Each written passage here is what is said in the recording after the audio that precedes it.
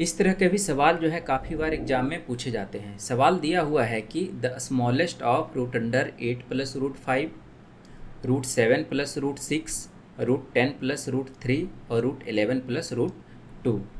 ठीक है दोस्तों, तो ऐसे सवालों में अक्सर क्या होता है कि प्रोडक्ट फिक्स रहता है या फिर हमारा सम फिक्स रहता है। पहले नंबर में या तो प्रोडक्ट फिक्स रहेगा और हमसे पूछा जाएगा, ठीक है, कि कौन सी संख्या सबसे छोटी है, और दूसरे नंबर में क्या होगा कि सम फिक्स दे देगा और हमसे पूछा जाएगा कि सबसे बड़ी संख्या या फिर सबसे छोटी संख्या कौन सी है। ठीक है, तो इस सवाल को करने के लिए हमको क्या करना पड़ेगा कि यहाँ पर देखेंगे कि अगर सम फिक्स है, ठीक है, तो सम फिक्स है तो जिसका प्रोडक्ट सबसे बड़ा होगा वो संख्या सबसे बड़ी होगी, जिसका प्रोडक्ट सबसे छोटा होगा वो संख्या सबसे छोटी होगी। और अगर प्रोडक्ट फिक्स है तो जिसका सम सबसे बड़ा होगा वो संख्या सबसे बड़ी होगी और जिसका सम छोटा होगा वो संख्या सबसे छोटी होगी। ठीक है दोस्तों, तो यहाँ पर देखिए कि रूट 8 प्लस रूट 5, ठीक है, तो यहाँ पर ऑब्जर्व आप करेंगे कि दोनों का सम जो है 13 आ रहा है। ठीक है, यहाँ भी दोनों का सम 13 आ रहा है, यहाँ भी दोनों का सम 13 आ रहा है और 11 प्लस 2 13 सम जो है 13 आ रहा है। तो यहाँ पर देखिए कि सम फिक्स है। ठीक है, तो जब सम फिक्स रहेगा तो इसका जो प्रोडक्ट होगा, जिसका प्रोडक्ट सबसे बड़ा होगा वो संख्या सबसे बड़ी होगी। तो यहाँ पर देखिए कि इसका प्रोडक्ट कितना आ रहा है, तो 8 पंचे 40। इसका प्रोडक्ट कितना आ रहा है, 42। रूट 10 प्लस रूट 3 का कितना प्रोडक्ट आ रहा है, 30। रूट 11 प्लस रूट 2 का प्रोडक्ट कितना आ रहा है, 22।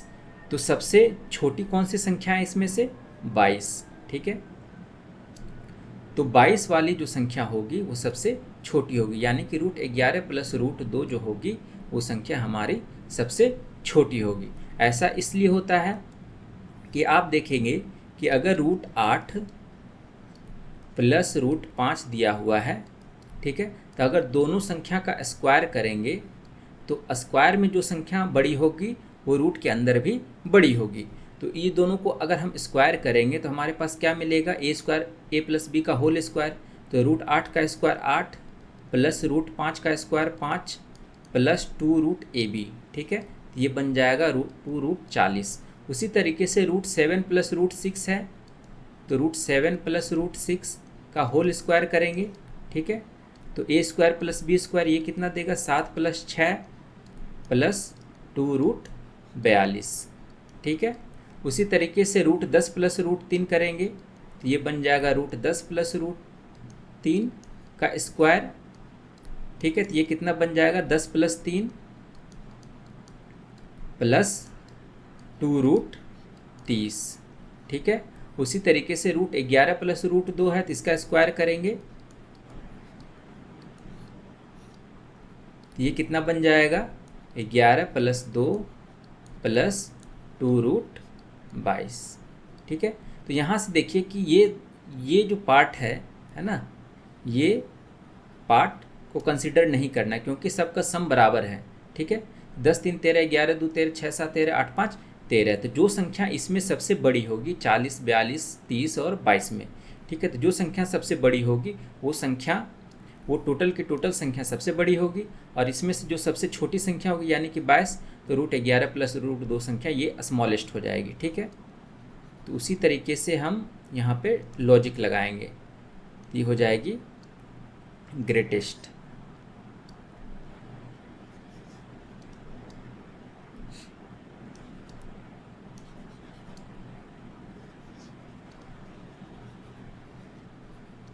ये संख्या हो जाएगी ग्रेटेस्ट और ये हो जाएगी स्मॉलेस्ट। ठीक है, तो अगर ये तो केस हो गया कि जब हमारा सम फिक्स होता है। अगर प्रोडक्ट फिक्स रहेगा दोस्तों तो चलिए उसका एक एग्जांपल देखते हैं। हमारे पास अगर प्रोडक्ट फिक्स है तो मान लेते हैं कि हमारे पास जो है संख्या दी हुई है रूट 80 प्लस रूट 3। ठीक है, दूसरी संख्या दे रखी है रूट 12 प्लस रूट 20 और तीसरी संख्या दे रखी है रूट 6 प्लस रूट 40। अब आपसे पूछा जाएगा कि इन तीनों में सबसे बड़ी संख्या कौन सी है। तो यहाँ पर आप ऑब्जर्व करेंगे तो आप पाएंगे यहाँ पर, ठीक है, कि इसका जो सम फिक्स नहीं है, ठीक है, इसका प्रोडक्ट फिक्स है, यानी कि 80 प्लस 3 का प्रोडक्ट कितना आ जाएगा 240। रूट 12 प्लस रूट 20 का प्रोडक्ट कितना आ जाएगा 240, और इसका भी प्रोडक्ट कितना आ जाएगा 240। तो अब इस केस में क्या होगा कि जिसका सम बड़ा होगा वो संख्या सबसे बड़ी होगी। तो इसका जो सम कितना आ रहा है 83, ठीक है, तो इसका सम आ रहा है 83, इसका सम आ रहा है 32 और इसका सम आ रहा है 46। तो सबसे बड़ी संख्या कौन सी होगी 83 वाली, ठीक है। तो हमारा जो आंसर हो जाएगा वो सबसे बड़ा हो जाएगा, ठीक है, रूट अंडर 80 प्लस रूट 3 ये हो जाएगा ग्रेटेस्ट, ठीक है। और ये जो संख्या हो जाएगी ये संख्या 32, ठीक है, तो 32 जो हो जाएगी ये संख्या 32 हो जाएगी, वो संख्या हो जाएगी स्मॉलेस्ट, ठीक है, स्मॉलेस्ट हो जाएगी। तो इसका जो है लॉजिक क्या लगाना है, अगर प्रोडक्ट फिक्स है तो जिसका सम सबसे बड़ा होगा वो संख्या सबसे बड़ी होगी, या फिर सम फिक्स है तो जो जिसका प्रोडक्ट सबसे बड़ा होगा वो संख्या सबसे बड़ी होगी। तो चलिए अगले सवाल की तरफ चलते हैं। अगला सवाल दिया हुआ है कि the greatest among root 7 minus root 5, root 5 minus root 3, root 9 minus root 7 और रूट 11 माइनस रूट 9। तो इस तरह के केस में अगर डिफरेंस फिक्स है ना, यहाँ पर देखिए कि डिफरेंस समान है, 7 और 5 का डिफरेंस कितना है 2, ठीक है, यहाँ पर भी 2 2, ठीक है, यहाँ पर भी 2 और यहाँ पर भी 2। तो अगर डिफरेंस समान है तो इसमें क्या लॉजिक लगाना है कि जिसका सम सबसे छोटा होगा वो संख्या सबसे बड़ी होगी, डिफरेंस वाले के केस में जहाँ पे अंतर दिया हुआ है, सब्ट्रैक्शन का साइन है, ठीक है। तो यहाँ पर देखिए कि 7 और 5 का सम कितना है 12, यहाँ पर सम कितना है 8, यहाँ पर सम कितना है 16 और यहाँ पर सम कितना है 20। तो जिसका सम सबसे छोटा होगा वो संख्या सबसे बड़ी होगी। तो रूट 5 माइनस रूट 3 जो है संख्या ये सबसे छोटी है, तो ये संख्या सबसे बड़ी हो जाएगी। हमारा जो आंसर हो जाएगा रूट 5 माइनस रूट 3 हो जाएगा। अगर इसको हम कंसेप्चुअली बनाना चाहें, ठीक है, अगर हम इसको कंसेप्ट मेथड से बनाना चाहें तो कैसे बनाएंगे, यहाँ पर देखिए कि रूट 7 माइनस रूट 5 को है ना, दो तरीका का कंसेप्ट हम इसमें लगा सकते हैं। पहला तो अगर कोई संख्या जैसे मान लेते हैं कि जिसका डिफरेंस सेम हो, अगर रूट 3 है और माइनस रूट 2 करेंगे, ठीक है, तो डिफरेंस इसका कुछ तो आएगा, ठीक है। अगर उसी तरीके से रूट 4 है माइनस रूट 3 करेंगे तो यहाँ भी डिफरेंस कुछ आएगा। उसी तरीके से रूट 5 है माइनस रूट 4 करेंगे तो यहाँ भी डिफरेंस कुछ ना कुछ आएगा, ठीक है। लेकिन अंतर क्या होगा, आप देखेंगे यहाँ पर कि जो यहाँ पर देखिए डिफरेंस सेम है, 3 और 2 का 1, 4 में से 3 जाएगा 1, 5 में से 4 जाएगा 1, यहाँ पर देखिए डिफरेंस सेम है संख्याओं का, ठीक है।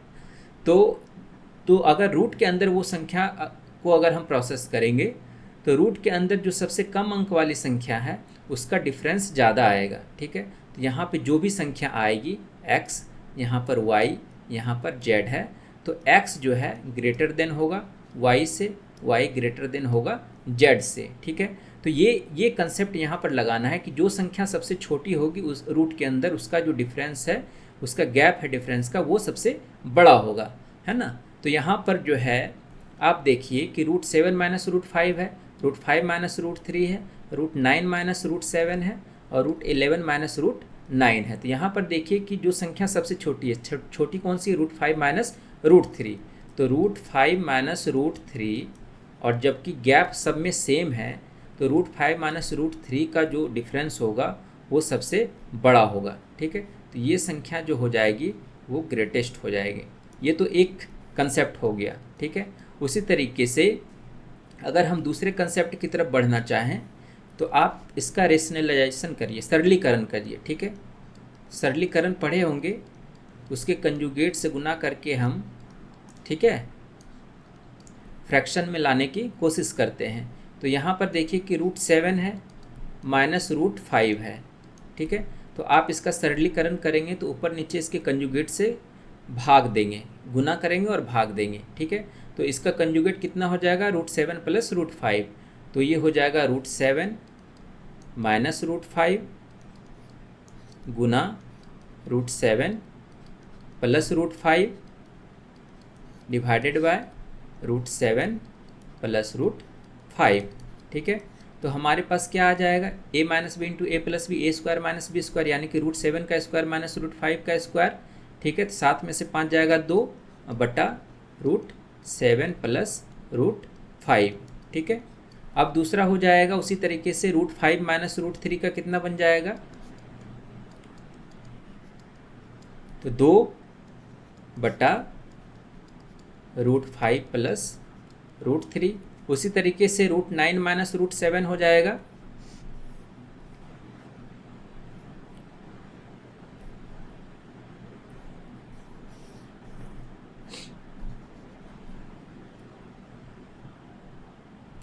उसी तरीके से ये हो जाएगा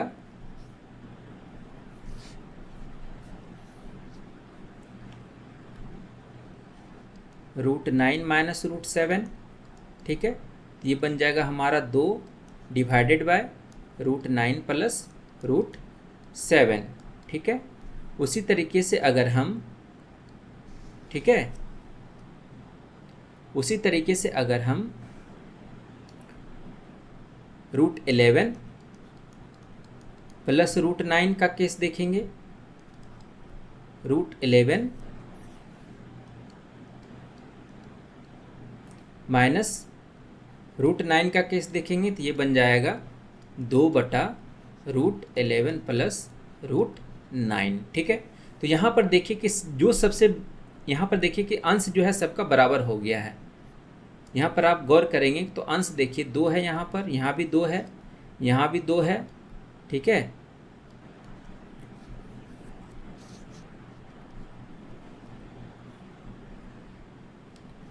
यहाँ भी 2 है और यहाँ भी 2 है। तो 2 संख्या यहाँ पर देखिए कि न्यूमरेटर जो है सबका सेम हो गया है। तो जब न्यूमरेटर सेम हो तो उस केस में क्या होगा कि डिनोमिनेटर में जो संख्या सबसे बड़ी होगी, है ना, वास्तविक रूप में वो संख्या सबसे छोटी होगी। तो यहाँ पर देखिए कि √7 प्लस √5 है, यहाँ पर √5 प्लस √3 है। तो यहाँ पर देखिए कि डिनोमिनेटर में सबसे कम संख्या √5 प्लस √3 की है। तो जब डिनोमिनेटर में सबसे कम संख्या को अगर भाग देंगे, है ना, न्यूमरेटर में अगर सबसे कम संख्या से भाग देंगे तो वो संख्या सबसे बड़ी होगी। तो यहाँ पे √5 माइनस √3 हमारा सबसे बड़ा हो जाएगा। ठीक है, ऐसा इसलिए कि आप यहाँ पर देखिए कि अगर हमारा न्यूमरेटर सेम है, ठीक है, तो अगर 10 है, ठीक है, इसको अगर 2 से भाग देंगे तो ये कितना बन जाएगा, 5। ठीक है, फिर न्यूमरेटर सेम है 10, अगर हम 3 से भाग देंगे तो ये कितना बन जाएगा, 3.33। ठीक है, उसी तरीके से अगर हम 10 है, इसको अगर हम 4 से भाग देंगे, ठीक है, तो ये कितना बन जाएगा, 2.5। तो आप देखेंगे कि न्यूमरेटर सेम है, ठीक है, लेकिन अगर हर में संख्या बढ़ाते जा रहे हैं, 2, 3 से 4 किए, ठीक है, तो जो जिसका हर सबसे कम होगा वो संख्या सबसे बड़ी होगी। यहाँ पर देखिए 5 सबसे बड़ा है ना, तो ठीक वही कंसेप्ट यहाँ पर आपको लगाना है। ठीक है, तो चलिए अगले सवाल की तरफ बढ़ते हैं। तो यहाँ पर आप समझ ही गए होंगे कि हमारा जो सबसे बड़ी संख्या हो जाएगी वो कौन सा हो जाएगा, √5 माइनस √3। ठीक है, तो यहाँ जो संख्या हो जाएगी √5 माइनस √3। चलिए अगले सवाल की तरफ चलते हैं। अगला सवाल दिया हुआ है ठीक उसी तरीके से, which is the greatest among √19 minus √, है ना, 17, यहाँ पे √13 माइनस √11, √7 माइनस √5 और √5 माइनस √3। तो आप देख लीजिए कि डिफरेंस के केस में जिसका सम सबसे बड़ा होगा वो संख्या सबसे छोटी होगी। तो यहाँ सम्स देखिए, 19 और 17 36, 13 और 11 24, 7 और 5 12, 5 और 3 8। तो सम किसका छोटा आ रहा है, 8 का, तो यानी कि ये वाली संख्या सबसे बड़ी होगी। तो हमारा जो आंसर हो जाएगा √5 माइनस √3। चलिए अगले सवाल की तरफ बढ़ते हैं। ये सवाल भी काफ़ी बार एग्जाम में पूछे गए हैं। इस सवाल में करना क्या है कि जो पावर दिए हुए हैं, ठीक है, यहाँ 50 है, 40 है, 30 है और 20 है, ठीक है, तो इसका HCF निकालना है। तो HCF कितना हो जाएगा, HCF ऐसी संख्या को कहते हैं जो दी हुई संख्याओं को कम्प्लीटली डिवाइड करे। तो यहाँ पर देखिए कि इसका HCF कितना निकल के, सब में कॉमन, सबसे कॉमन कौन सा होगा, 10 होगा, जो सारी संख्याओं को डिवाइड करेगी बराबर। ठीक है, तो यहाँ पे अगर तुम 10 से डिवाइड करेंगे तो कितना हो जाएगा, इसको हम लिख सकते हैं 3 पर पावर 5 और बाहर में 10। ठीक है, उसी तरीके से 4 पर पावर हम 4 लिख सकते हैं और बाहर में 10। उसी तरीके से 5 पर पावर हम, ठीक है, 3 लिख सकते हैं और बाहर में 10। उसी तरीके से हम 6 पर पावर 2 लिख सकते हैं और बाहर में 10। ठीक है, तो हमने 10 बाहर कर दिया। तो अब देखिए कि यहाँ पर पावर सबका सेम हो गया है, तो अंदर ब्रैकेट के अंदर जो संख्या सबसे बड़ी होगी वही संख्या हमारा सबसे बड़ा होगा। ठीक है, 3 पर पावर 5 का मतलब कितना हो गया, 243। 4 पर पावर 4 का 256, 5 पर पावर क्यू का 125 और 6 पर पावर 2 का ये 36। तो सबसे बड़ी कौन सी है, 256, तो यानी कि 4 पर पावर 40 जो है हमारा आंसर हो जाएगा। ठीक है, तो एग्ज़ाम में इसको इतना लिखने की ज़रूरत नहीं है, आप डायरेक्टली जो भी HCF है उसको बाहर करके आप डायरेक्टली निकाल सकते हैं। ठीक है, चलिए अगले सवाल की तरफ चलते हैं। अगला सवाल भी वही टाइप से है। तो यहाँ पर सबसे पहले HCF देख लीजिए कि HCF कितना आ रहा है। ठीक है, तो HCF हमारा कितना आ जाएगा, 50 है ना, 50 सारी संख्याओं को डिवाइड कर रही है बराबर तरीके से। तो यहाँ पर कितना हो जाएगा, 50 से ये करेंगे तो 2 पर पावर 5, यानी कि ये संख्या निकल कर आएगी 32। ठीक है, और यहाँ पर 50 है, 50 से डिवाइड करेंगे तो ये हो जाएगा 27, 3 पर पावर 3। यहाँ पे ये कितना हो जाएगा, 50 से डिवाइड करेंगे तो ये हो जाएगा 5 पर पावर 2, 25। और यहाँ 50 से डिवाइड करेंगे तो 4 पर पावर 4, यानी कि 16 गुना 16 256। तो हमसे पूछा जा रहा है कि द स्मॉलेस्ट नंबर कौन सा होगा। तो स्मॉलेस्ट नंबर हम निकाल सकते हैं, कौन सा होगा स्मॉलेस्ट। तो स्मॉलेस्ट है यहाँ पर दोस्तों 25, तो हमारी जो संख्या हो जाएगी सबसे स्मॉलेस्ट 5 पर पावर 100। ठीक है, चलिए अगले सवाल की तरफ बढ़ते हैं।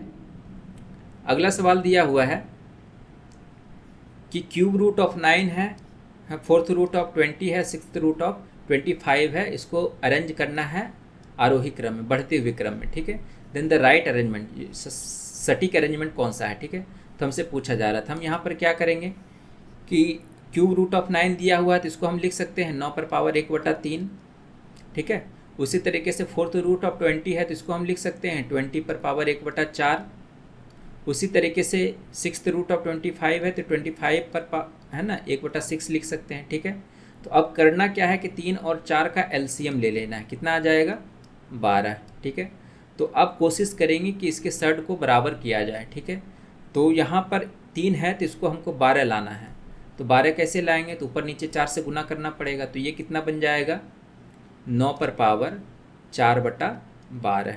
ठीक है, उसी तरीके से इस केस में क्या करेंगे कि 20 पर पावर है, नीचे 12 लाना है, तो ये कितना हो जाएगा, ऊपर नीचे 3 से गुना करेंगे, ये 3/12 हो जाएगा। यहाँ पर भी नीचे 12 लाना है तो ये कितना हो जाएगा, 25 पर पावर 1/6 है, तो 2 से गुना करना पड़ेगा, तो ऊपर 2/12 हो जाएगा। ठीक है, तो अब यहाँ से आप देख सकते हैं, ठीक है, यहाँ से आप देख सकते हैं इसको हम कितना लिख सकते हैं 12th रूट 9 पर पावर 4। ठीक है, नीचे में जो भी संख्या रहेगी वो रूट के अंदर जाएगी। ठीक है, तो यहाँ पे 12 है तो ये हो जाएगा 12 रूट 9 पर पावर 3। ठीक है, और ये हो जाएगा 12 रूट 25 पर पावर 2। ठीक है, तो हमारे पास संख्या क्या निकल के आ जाएगी दोस्तों, ये निकल के आ जाएगी 9 पर पावर 4 है 81, 81 गुना 81, ये हो जाएगा 65 61। ठीक है, 9 पर पावर 3 है, ये कितना हो जाएगा 81 गुना 9 729, सॉरी ये 20 पर पावर 3 होगा। ठीक है, यहाँ से हो जाएगा 20 पर पावर 3। ठीक है, ये हो जाएगा 8000, ये संख्या जो हो जाएगी वो 8000 हो जाएगी, और ये संख्या हो जाएगी 625। ठीक है, तो यहाँ पे देखिए कि 12 है, अब इसको हम काउंट नहीं करेंगे। ठीक है, तो संख्या कौन सी बड़ी होगी, यहाँ पर अरेंजमेंट करना है, तो सबसे बड़ा कौन सा है ना, cube root fourth root of 20। तो यहाँ पर देखिए फोर्थ रूट 20 यहाँ पर है सबसे बड़ा, तो हमारा जो ऑप्शन हो जाएगा वो डी हो जाएगा। चलिए अगले सवाल की तरफ बढ़ते हैं। अगला सवाल दिया हुआ है 2.89 टू द पावर 0.5 है, 2 माइनस 0.5 टू द पावर 2 है, 1 है और √3 है। इसमें से पूछ रहा है ग्रेटेस्ट क्या है, ठीक है। तो पावर हम पॉजिटिव देखते हैं, फ्रैक्शन में देखने के बाद घबरा जाते हैं, ठीक है। तो यहाँ पर फ्रैक्शन को देखना है ना, बहुत ही आसान है। तो 0.5 को 1/2 लिख सकते हैं और 1/2 का मतलब हो गया रूट, ठीक है। तो √2.89, ठीक है। तो ये कितना बन जाएगा, 289 का किसका स्क्वायर होता है, ठीक है, 17 का, ठीक है। तो ये हो जाएगा 17 बटा, ये पॉइंट नीचे 100 है तो ये नीचे हो जाएगा 10, यानी कि 1.7। यहाँ पर दिया हुआ 2 माइनस 0.25, ठीक है, ये कितना बन जाएगा 1.75। ये निकालेंगे तो कितना हो जाएगा 1 + 0.5 डिवाइडेड बाय 1 माइनस 0.5 मीन्स 0.5, ये 1 + 1 = 2 हो जाएगा। और ये √3 का हमको मान पता है 1.732 होता है, ठीक है। तो आप देख लीजिए कि इसमें सबसे बड़ी संख्या कौन सी है, तो 1.7 बड़ा है या 1.75 बड़ा है या 2 बड़ा है या 1.732 बड़ा है। तो यहाँ से आप पाएंगे कि हमारा जो आंसर होगा वो हो जाएगा 2 वाला, ठीक है, यानी कि ये वाला ऑप्शन हमारा आंसर हो जाएगा क्योंकि ये संख्या सबसे बड़ी है। चलिए अगले सवाल की तरफ चलते हैं। अगला सवाल दिया हुआ है कि the greatest of following numbers 0.16, 0.16 का रूट है ना, 0.16 का स्क्वायर और 0.04, ठीक है। तो 0.06 को तो हम डायरेक्टली ऐसे ही लिख सकते हैं 0.16, ठीक है। अब है 0.16 का रूट, ठीक है। तो यहाँ पे 16 का कितना होगा 4, और रूट के अंडर में कितने अंक के 0 है, 2 अंक के बाद 0 है, तो रूट के बाहर निकालेंगे तो 1 अंक के बाद 0 होने का, ये हो जाएगा 0.4। ये बन जाएगा 0.16 का स्क्वायर 256 होगा, है ना, ठीक है। लेकिन यहाँ पे 2 अंक के बाद 0 है, पॉइंट है, दशमलव है, तो यहाँ पे 4 अंक के बाद दशमलव हुआ, तो 1 2 3 और यहाँ पे 1 0 बैठा देंगे अपने मन से, ठीक है। और यहाँ पे 0.04 है, ठीक है। तो अब इस टाइप के सवाल को करने के लिए हमको क्या करना पड़ेगा, अगर आप इसमें से पहचान नहीं पा रहे हैं कि कौन सी संख्या सबसे बड़ी है, तो आप ऐसा कीजिए कि जो संख्या सबसे है ना, दशमलव के बाद संख्या सबसे, देखिए कि कितना नंबर ज़्यादा है। कि यहाँ पर देखिए 1 2 3 4 संख्या है ना, तो सबको कोशिश कीजिए कि 4 पे ले आएँ। तो इसको हम यहाँ पे डबल 0 दे दें, कोई दिक्कत नहीं है।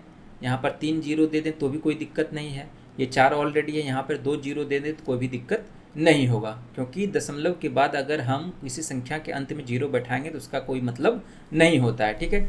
तो हम एक समझने के ख्याल से यहाँ पर हम 0 दे देते हैं। तो आप देखिए कि सारी संख्या में 4 नंबर है, यहाँ 16 1600 4000 0.0256 0.0400, ठीक है।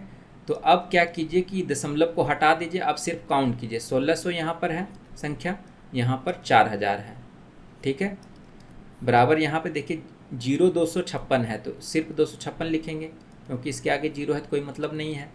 और यहाँ पे 400 है, ठीक है। तो संख्या सबसे बड़ी कौन सी है, 1600 बड़ा है या 4000 बड़ा है? 4000 बड़ी है संख्या, तो हमारा जो सबसे बड़ी संख्या होगी इसमें 0.4 वाला ऑप्शन होगा। तो 0.4 किसका है, √0.16 का है, तो ये वाला ऑप्शन हमारा आंसर हो जाएगा। इसी में से पूछेगा कि सबसे छोटी कौन सी संख्या है, तो 256 सबसे छोटी है, तो 256 किसका है, 0.16 का, ठीक है। तो 0.16 का स्क्वायर जो हो जाएगा वो सबसे छोटी हो जाएगी, तो ये हो जाएगा स्मॉलेस्ट और ये हो जाएगा ग्रेटेस्ट, ठीक है दोस्तों। तो आशा करते हैं कि आपको ये कंसेप्ट समझ में आया होगा घातांक और करने से, है ना। तो अगर आपको वीडियो पसंद आया तो चैनल को जरूर लाइक करें, सब्सक्राइब करें। फिर मिलते हैं नेक्स्ट वीडियो में नए कंसेप्ट के साथ, तब तक के लिए धन्यवाद, नमस्कार।